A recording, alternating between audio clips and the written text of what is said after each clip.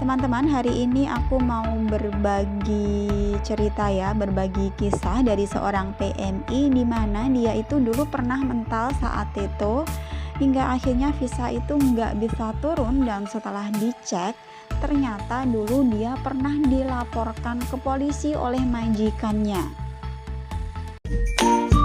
Assalamualaikum warahmatullahi wabarakatuh. Halo sahabat dunia BNI, welcome back to my channel.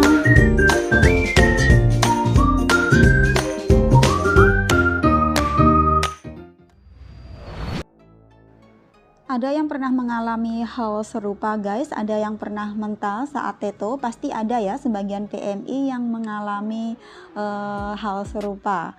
Kadang teto itu jadi hal yang sangat bikin nervous ya waktu di PT dulu, karena kalau mental otomatis visa itu nggak bisa turun dan akhirnya gagal fly. Oke, kita simak langsung aja pengalaman dari Mbak Ria. Ini namanya Mbak Ria guys, dia dulu pernah mental teto. Alasannya itu karena dia ada catatan di kepolisian Taiwan. Halo, assalamualaikum Mbak. Waalaikumsalam. Ya, boleh berbagi pengalaman ya Mbak. Katanya dulu kamu pernah ya gagal fly ke Taiwan padahal udah teto gitu dan akhirnya visanya nggak turun. Itu gimana ceritanya?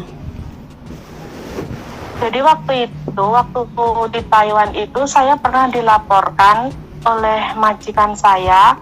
Waktu itu dilaporkan kabur gitu ya ke kantor polisi. Kok bisa dilaporkan kabur, itu ceritanya gimana? Jadi waktu saya tiba di Taiwan itu, job saya itu tidak sesuai dengan job yang sudah saya tanda tangani. Waktu itu job saya harus menjaga ama. Ya, jadi jobnya jaga ama.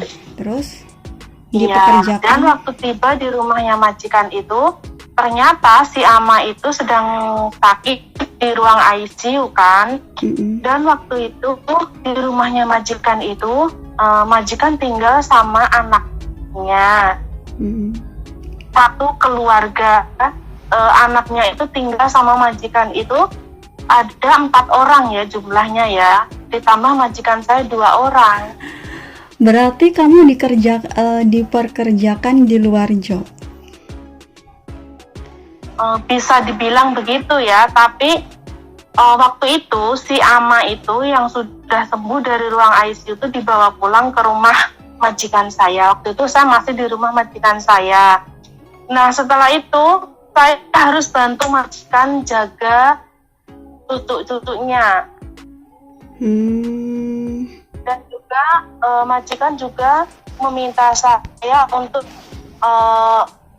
masak-masak, karena di rumahnya majikan itu setiap malam itu ada itu pamajang itu loh. Oh, berarti yang tadinya jobnya itu jaga ama, tapi ada pekerjaan banyak lain lagi di rumah, seperti ada anak, terus ada ngurus orang tamacang.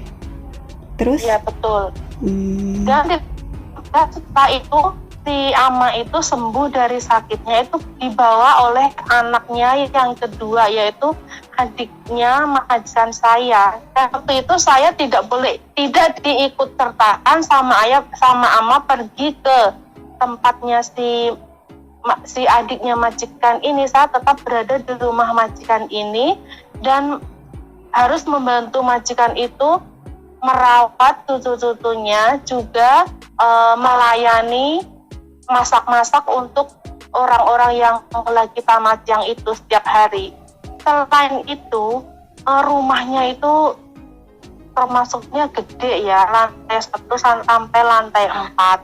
Jadi saya selain harus membantu menjaga cucu-cucunya, juga harus melakukan pekerjaan yang lain seperti bersih-bersih, masak, dan kadang si anak-anaknya yang lain juga suka nginap di situ dan harus melayani mereka juga. Bahkan pada saat musim dingin itu, saya harus mencuci baju sekian banyak orang itu dengan tangan. Kira-kira ada berapa orang tuh satu rumah? Waktu itu sekitar 11 orang. Wah. Oh, jadi dengan alasan itu akhirnya kamu kabur ya? Saya bukan kabur waktu itu saya konsultasi dulu ke suatu organisasi. Nah, namanya tuh organisasi IPIT ya waktu itu. Oh, IPIT ya, tahu. IPIT, iya betul. Waktu itu saya konsultasi dulu di sana dan boleh enggak kalau kasusnya seperti ini saya minta dipindah majikan, boleh enggak? Dan pihak IPIT itu menyarankan saya untuk mencari bukti-bukti bahwa saya itu kerjanya di luar job kerja. Iya.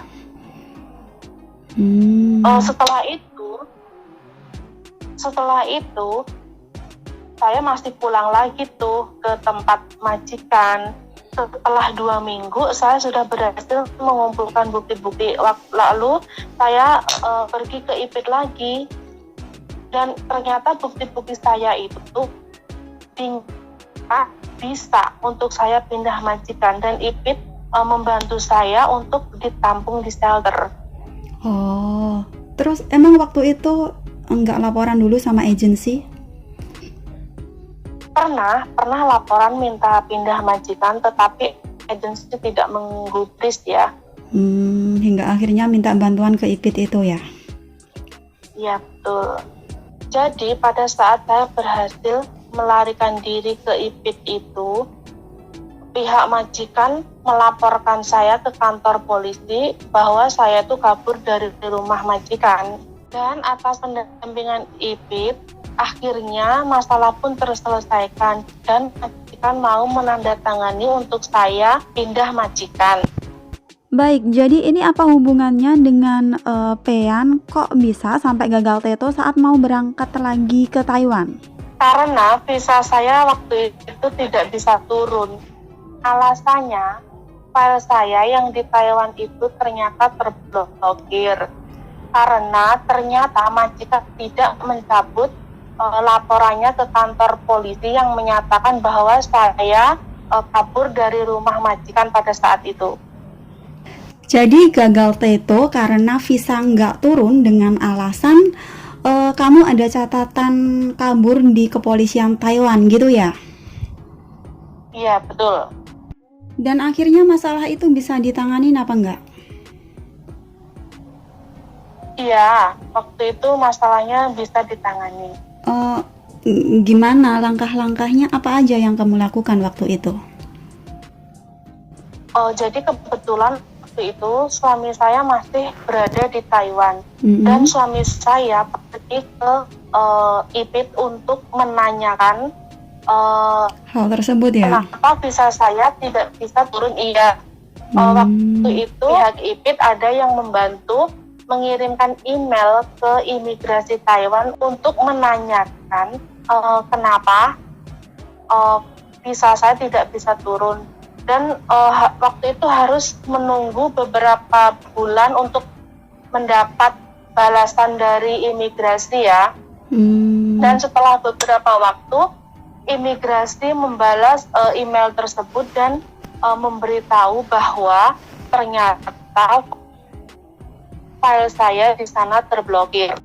Dan waktu itu pihak IPIT memberi bukti bahwa waktu itu saya tidak kabur dan melainkan pergi ke IPIT untuk meminta bantuan ya. Meminta pertolongan, iya. Dan akhirnya itu bisa dicabut laporannya. Dan akhirnya pihak imigrasi membantu untuk membuka blokir atas file saya di situ. Oke, jadi dengan kata lain kamu bisa lanjut proses ya. Itu harus proses baru lagi di PT atau gimana? Atau masih melanjutkan proses betul. Langsung teto? Harus proses baru lagi ya. Oh, butuh waktu lama? Oh iya, betul. Waktu itu sekitar 8 bulan sampai 1 tahun ya kira-kira ya. Wah. Oke, jadi setelah masalah itu clear, akhirnya kamu bisa mengajukan TETO lagi ya? Iya betul. Dan visanya bisa turun yang kedua itu? Iya betul Kak. Iya. Setelahnya kamu bisa fly lagi ke Taiwan?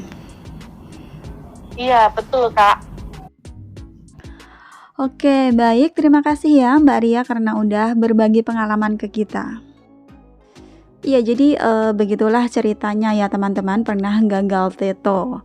Dan Mbak Ria tadi juga ada pengalaman pernah diperkerjakan di luar job yang tadinya jaga ama malah disuruh kerja ngurus rumah dan lain-lain yang lumayan berat hingga akhirnya dia itu minta bantuan ke IPIT. Jadi jika teman-teman ada diperkerjakan tidak sesuai dengan PK atau perjanjian kerja, Anda jangan takut guys, bisa protes melapor ke 1955 juga bisa. Selain itu juga banyak banget organisasi-organisasi di Taiwan yang bergerak membantu permasalahan pekerja migran di Taiwan. Dan pastinya pelayanannya itu gratis alias tidak dipungut biaya dan akan dibantu masalah Anda dengan selesai. Cuma jangan lupa siapkan bukti-bukti yang konkret sebelum Anda melapor. Thanks for watching and see you next video. Wassalamualaikum warahmatullahi wabarakatuh. Bye bye.